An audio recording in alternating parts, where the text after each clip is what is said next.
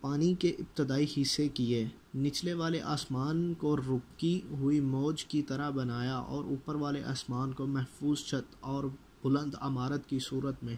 اس طرح قائم کیا کہ نہ کہ ستونوں کے سہارے کی حاجت تھی نہ بندھنوں سے جوڑنے کی ضرورت۔ پھر اس نے ستاروں کی سج دھج اور روشن تاروں کی چمک دمک سے آراستہ کی اور ان میں رو پاش چراغ اور جگمگاتا چاند رواں کیا جو گھومنے والے فلک، چلتی پھرتی چھت اور جنبش کھانے والی لوح میں ہے۔ پھر خداوند عالم نے بلند آسمانوں کے درمیان شگاف پیدا کیے اور ان کی وسعتوں کو طرح طرح کے فرشتوں سے بھر دیا۔ کچھ ان میں سر بجود ہیں جو رکوع نہیں کرتے، کچھ رکوع میں ہیں جو اپنی جگہ نہیں چھوڑتے، اور کچھ پاکیزگی بیان کر رہے ہیں جو اکتاتے نہیں۔ نہ ان کی آنکھوں میں نیند آتی ہے، نہ ان کی عقلوں میں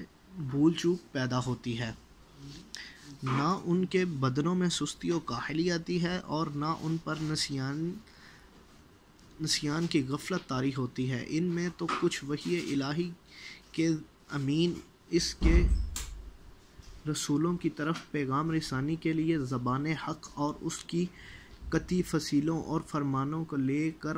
آنے جانے والے ہیں، کچھ اس کے بندوں کے نگہبان اور جنت کے دروازوں کے پاسبان ہیں، کچھ وہ ہیں کہ جن کے قدم زمین کی تہ میں جمے ہوئے ہیں اور ان کے پہلو اطراف عالم سے بھی آگے بڑھ گئے ہیں، ان کے شانے عرش کے پائیوں سے میل کھاتے ہیں، عرش کے سامنے ان کی آنکھیں جھکی ہوئی ہیں اور اس کے نیچے اپنے پروں میں لیٹے ہوئے ہیں۔ ان میں اور دوسری مخلوق میں عزت کے حجاب اور قدرت کے سرا پردے حائل ہیں، وہ شکل و صورت کے ساتھ اپنے رب کا تصور نہیں کرتے، نہ اس پر مخلوق کی صفتیں طاری کرتے ہیں، نہ اسے محل و مکان میں گرا ہوا سمجھتے ہیں، نہ اشابہ ظاہر کرتے ہیں، نہ اس کی طرف اشارہ کرتے ہیں۔ آدم علیہ السلام کی تخلیق کے بارے میں فرمایا، پھر اللہ نے سخت و نرم اور شیریں و شور و زار زمین سے مٹی جمع کی، اسے پانی سے اتنا بھگویا کہ وہ صاف ہو کر نتھر گئی، اور تری سے اس سے اتنا گوندا کہ اس میں لس پیدا ہو گیا۔ اس نے ایک ایسی صورت بنائی جس میں موڑ ہیں اور جوڑ اعضاء ہیں اور مختلف حصے ہیں، اسے یہاں تک سکھایا کہ وہ خود تھم سکی اور اتنا سخت کیا کہ وہ کھنکھنانے لگی۔ ایک وقت معین اور مدت معلوم تک اسے یوں ہی رہنے دیا، پھر اس میں روح پھونکی تو وہ ایسے انسان کی صورت میں کھڑی ہو گئی جو قوائے ذہنی کو حرکت دینے والا،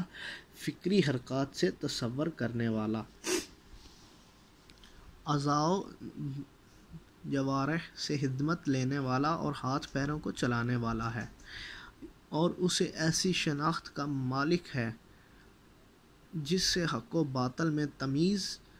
کرتا ہے، مختلف مزوں، بوؤں، رنگوں اور جنسوں میں فرق کرتا ہے، خود رنگا رنگ کی مٹی اور ملتی جلتی ہوئی موافق چیزوں اور مخالف ضدوں سے اور متضاد خطوں سے اس کا خمیر ہوا ہے، یعنی گرمی، سردی، خشک،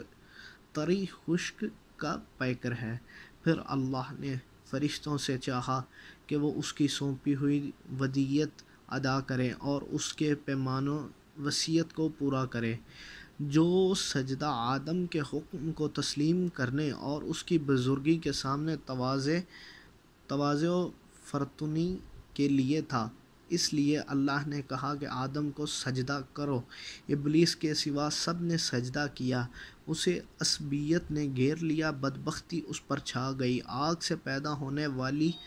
کی وجہ سے اپنے کو بزرگ و برتر سمجھا اور کھنکھناتی ہوئی مٹی کو مخلوق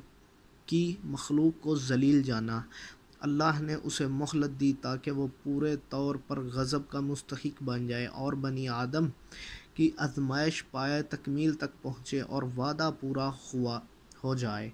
چنانچہ اللہ نے اس سے کہا کہ تجھے وقت معین کے دن تک مہلت ہے۔ پھر اللہ نے آدم کو ایسے گھر میں ٹھہرایا جہاں ان کی زندگی کو خوشگوار رکھا۔